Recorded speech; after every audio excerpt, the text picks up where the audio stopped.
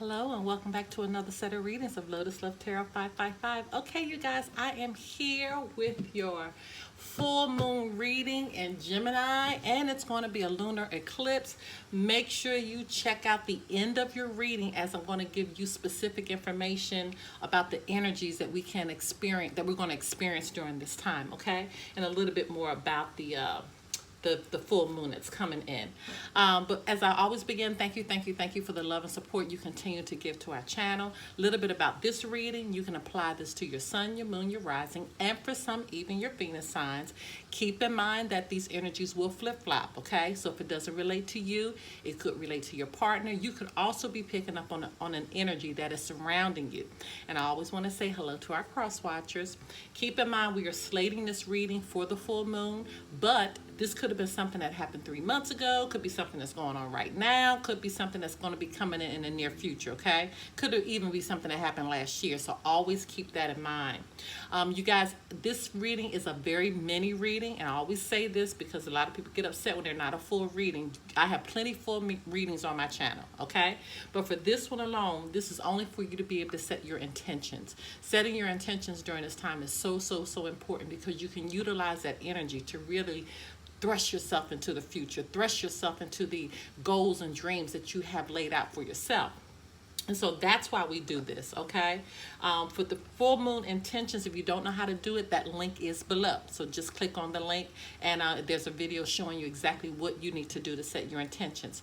Don't forget to follow us on Instagram at Lotus Love Tarot 555. You guys, please subscribe to the channel. It helps push my readings out so much further. And if you would, give a thumbs up to the reading. That helps a lot too. Can you do me that favor, please? Give a thumbs up. And don't forget to hit the subscribe button, and right next to it is a little bell. Hit that bell, and every time I release a reading, you'll be notified. And I'm working on it right now, but I think I'm going to do, for the very first time, 2021 readings. Oh my goodness, I'm getting excited about that because I got new decks in, and so I'm trying to gear that up. Okay, don't forget we do private readings, and now we are ready to get started. On with your reading. Hello, my Aquarius. Okay, you guys, let's get right into your mini reading.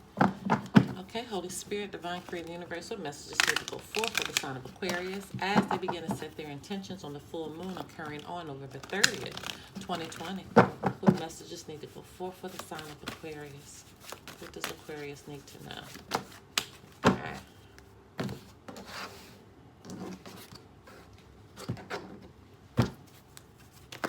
Okay, Holy Spirit, Divine Creator, Universe. All right. What messages need to go forth for the sign of Aquarius as they begin to set their intentions on the full moon occurring on November 30th, 2020? What messages need to go forth? Oh, goodness. Okay, I'm not going to use these because I have this one that flipped over here. This is just way too many, okay? But this is your card right here. It actually fell out my hand once that card powerfully flipped out. All right, Holy Spirit, Divine Creator, the Universe, what messages need to go forth for the sign of Aquarius as they begin to set their intentions on the full moon occurring on November 30th, 2020. What messages need to go forth for the sign of Aquarius?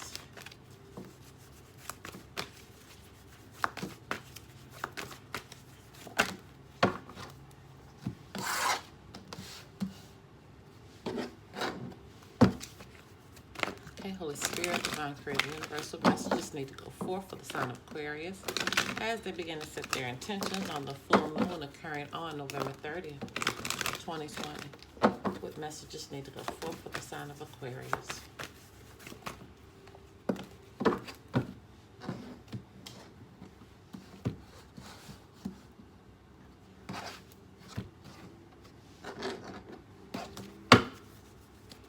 Okay, Holy Spirit, Divine Creator, Universal messages need to go forth for the sign of Aquarius as they begin to set their intentions on the full moon occurring on November 30th, 2020.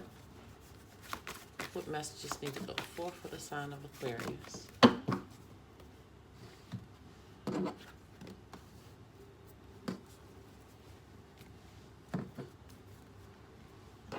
first card out, soulmate. Yes, this is your soulmate. So someone is coming into your life or has come into your life to teach you a lesson. Sometimes lessons are, they don't feel good. Okay, sometimes they don't feel good because it is making your soul ascend to another level. Okay, so something is happening where you're learning a lesson. You could be going in a situation right now, could be dealing with a soulmate, could be somebody romantic you're romantically involved with or you want to be, but they're bringing you a lesson. Okay, or you're bringing them a lesson. So the question is, are you learning? Spirit says have faith. Your prayers are manifesting. Remain positive and follow your guidance. So Spirit is guiding you through this. This is where we get in trouble, though, because this is where Spirit is trying to tell us what to do and we don't listen. Okay? So be very careful. If your heart and your intuition is telling you that this is the right decision to make or this is what you should be doing and you're fighting it, that could be very, very dangerous for you. Very, very dangerous. And it has consequences. You and your loved ones are safe. So I love to see this card because it tells us that you might be in a space of not making good and wise choices right now. But despite that, Spirit is protecting you and protecting your loved ones right now. It's like you're getting an opportunity to get it right. Okay? And Spirit is saying, I'm going to protect you during this time while you're not kind of thinking right or thinking straight. I'm protecting you during this time. You and your loved ones. Admit your true feelings to yourself. Be honest with yourself. Only you know what it is that you truly desire. So this goes back to what I said from the beginning. You got to really have a conversation with yourself on what's the right thing to do. You know, what is the right move to make? Are you fighting what God is telling you to do? Are you fighting that spirit? Because if you are, once again, you got to be careful.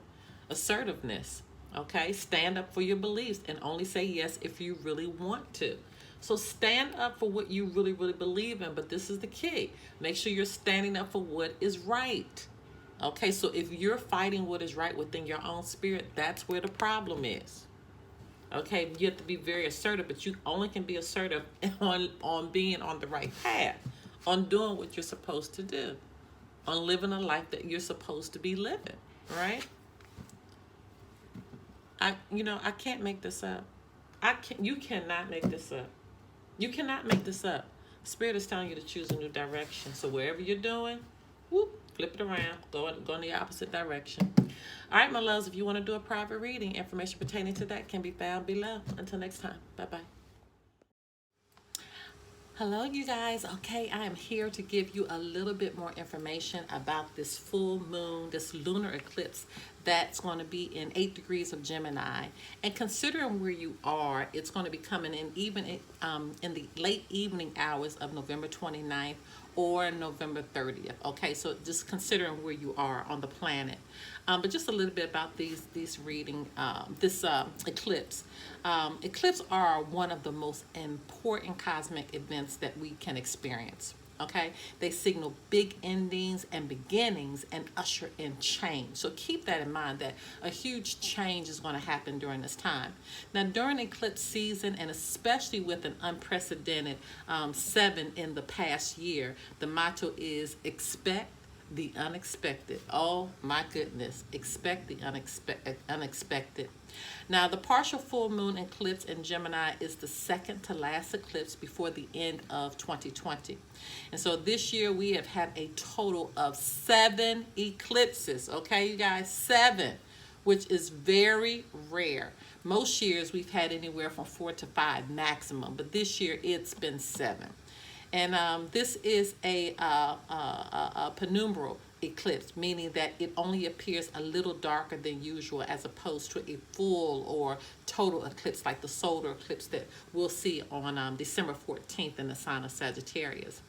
But the effect from the partial eclipse isn't as intense as the full one, though the impact is still going to be felt, especially for those who have personal planets in the signs of Gemini or Sagittarius. Now, we may find ourselves feeling chaotic, irritable, tired, agitated, and sleepy around the eclipse time. And we can have a wild and extreme time when we're dreaming as well. So keep that in mind. Your dreams can be very wild and very extreme. Alternatively, many of us love the fun and exciting eclipse energy and love riding the flow of new possibilities. And we are each so unique. So you're going to feel it into yourself. You're going to feel it deep within yourself, these changes and excitement. But traditionally, eclipses aren't the best time to do the typical set intentions or release ceremonies, to travel, make new commitments, sign contracts or start brand new projects. This is the time for that. So when you're setting your intentions, don't do it the normal way. Really think big this time, okay? And it's best to rest, meditate, pray, and tap into your energy around this eclipse time as well.